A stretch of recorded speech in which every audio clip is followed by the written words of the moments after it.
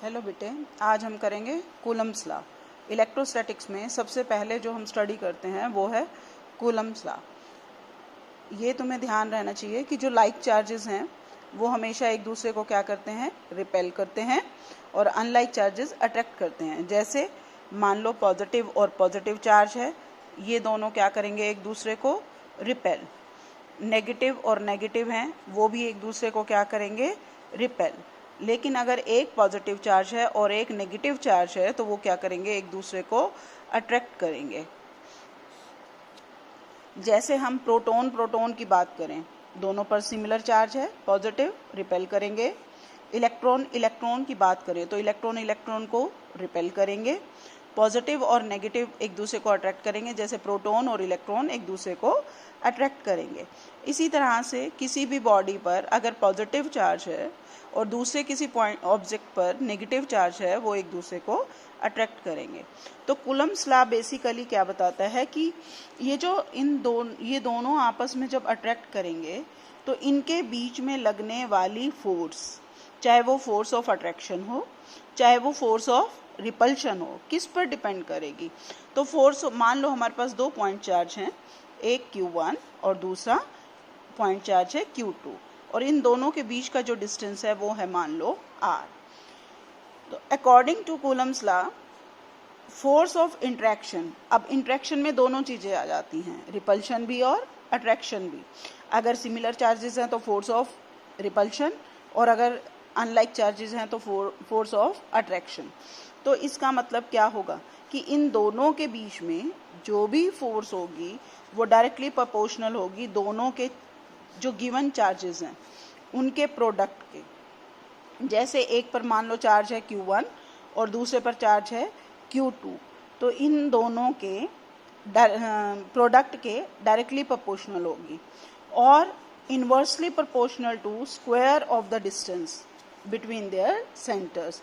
इन दोनों के सेंटर्स का जो भी डिस्टेंस है उसके डिस्टेंस के स्क्वायर लेकर उसका इन्वर्सली प्रोपोर्शनल होगा।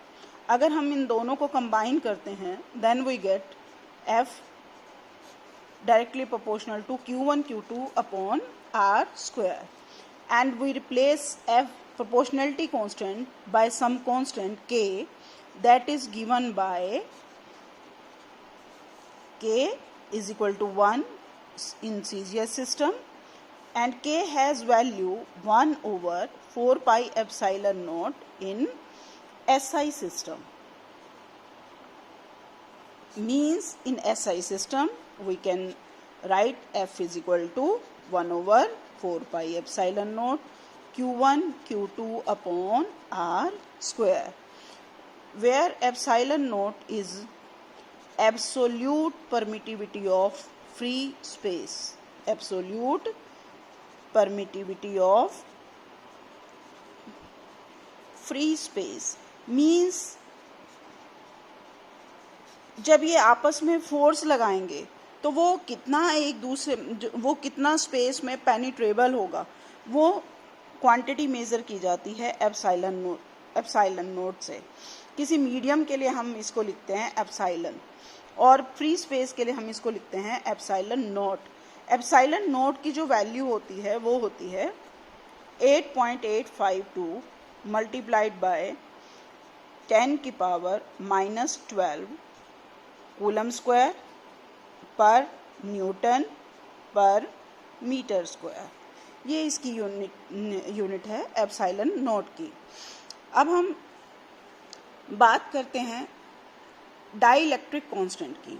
डाइलेक्ट्रिक कांस्टेंट बेसिकली होता है कि अगर मान लो यही चार्जेस हमने किसी मीडियम में रख दिए तो उस मीडियम में जो फोर्स होगी, मान लो पहले एयर में रखे हुए थे, अब हमने रख दिए इनको वाटर में, वही के वही पॉइंट चार्जेस, तो क्या इफेक्ट आता है वो देखना है हमें। मीडियम में वैल्यू क्या हो जाएगी, 1 over 4 pi एप्सिलॉन, क्योंकि यहाँ पर एप्सिलॉन नोट फ्री स्पेस के लिए यूज़ करते थे और एप्सिलॉन मीडियम के लिए हम यूज़ करते हैं। Same charges Q1 Q2 placed at the same distance. अगर हम अब इन दोनों की रेशो ले लें कि एयर में जब रखी थी उन चार्जेस में क्या फोर्स थी, वो फोर्स थी हमारे पास, और मीडियम में जब हमने इनको रखा तब क्या है, तो उसमें क्या आएगा 1/4 pi epsilon naught Q1 Q2 upon R square divided by 1/4 pi epsilon Q1 Q2 upon R square. 1/4 pi cancel, Q1 Q2 upon Q1 Q2 R square cancel.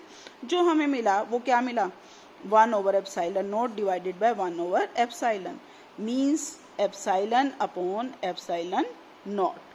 अब ये जो एप्सिलॉन अपॉन एप्सिलॉन नॉट है इसको हम कहते हैं dielectric constant या relative permittivity.